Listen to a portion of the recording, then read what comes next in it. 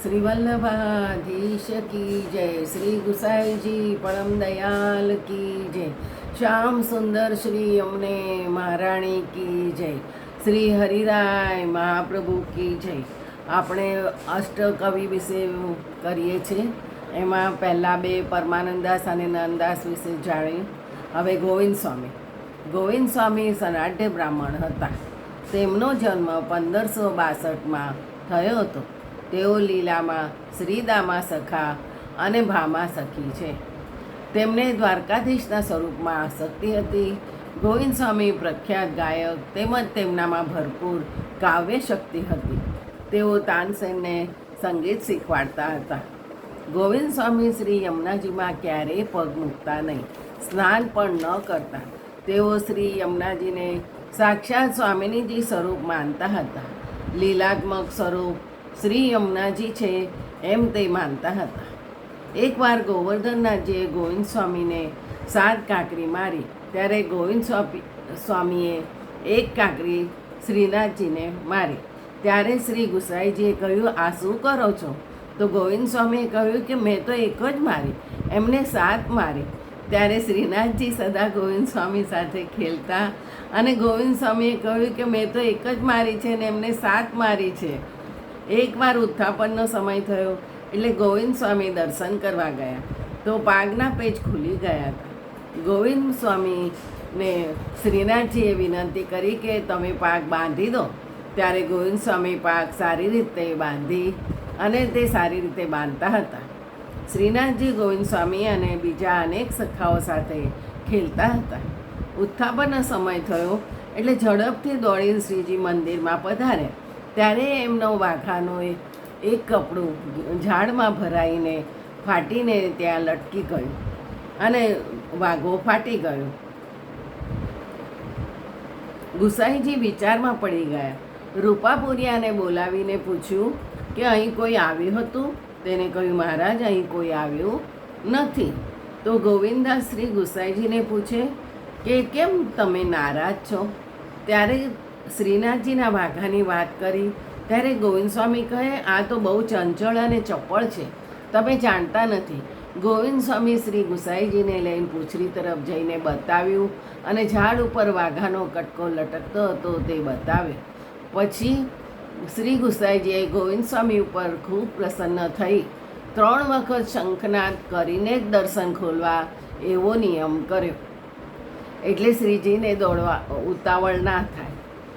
ગોવિંદ સ્વામીની દીકરી પરણાવેલી હતી, તે એમના ઘરે આવી હતી. તો એમના બેન કાનબાઈ કહે કે તમે દીકરી બહુ દિવસે આપણા ઘરે આવી છે તો બોલો તો ખરા, કેમ બોલતા નથી? ત્યારે ગોવિંદ સ્વામીએ કહ્યું કે મારે તો મન એક જ છે અને તે મેં પ્રભુને આપી દીધું છે, તો કયા મનથી બોલું? ત્યારે ઠાકોરજીમાં મેં જોડી દીધું અને કેવી રીતે દીકરીમાં જોડું? પ્રભુનું સ્મરણ અને ચિંતન એ જ એમનો રાત દિવસનો વ્યવસાય હતો. મહાવનના ટીલાઓ પર બેસીને કીર્તન કરતા અને શ્રી ગુસાઈજી શ્રી ગોવિંદ સ્વામીને શ્રીનાથજીની કીર્તનની સેવા સોંપી હતી. તે શ્રીનાથજી સાથે ખેલે અને ગોવિંદાસના પીઠ ઉપર ચડીને વનમાં ખેલવા પધારતા હતા. તેમને કીર્તનની સેવા સોંપી હતી માટે તે કીર્તન બી સારી રીતે કરતા હતા. હવે આગળ કુંભનદાસ ગોરવા ક્ષત્રિય હતા. તેમનો જન્મ સંવત 1525ને કારતક વદ 11ના રોજ જમનાવતા ગામમાં થયો હતો. તેઓ લીલામાં અર્જુન સખા અને વિશાખા સખી છે. તેમને ગોવર્ધનનાથજીના સ્વરૂપમાં આસક્તિ હતી. કુંભનદાસજી ગાન વિદ્યામાં અત્યંત નિપુણ, ભરપૂર રચના શક્તિ અને કાવ્ય શક્તિ હતી. કુંભનદાસ એક સાધારણ ખેડૂત હતા. એમના બાપ દાદાની પરાસોલી ચંદ્ર સરોવર ખેતર હતા, તેમાં ખેતી કરીને ગુજરાન ચલાવતા હતા. તેમના પરિવારમાં 7 પુત્ર હતા, પણ કુંભનદાસ તો મારે 1.5 પુત્ર છે એમ જ કહેતા હતા.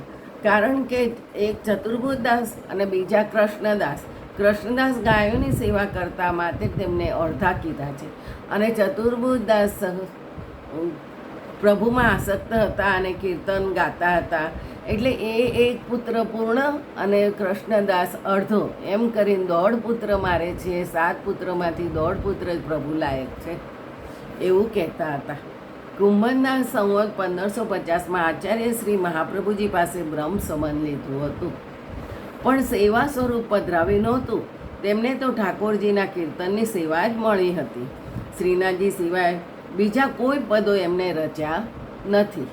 ગોવર્ધનનાથજીના સેવા વિના બીજા બધા કામ નિરર્થક છે એમ તે માનતા હતા. શ્રી ગુસાઈજીનો જન્મદિવસ આવતો હતો તો ગોવર્ધનનાથે વિનંતી કરી કે કાલે ધામધૂમથી જલેબી ઉત્સવ શ્રી ગુસાઈજીનો ઉજવવાનો છે, માટે વ્યવસ્થા કરો.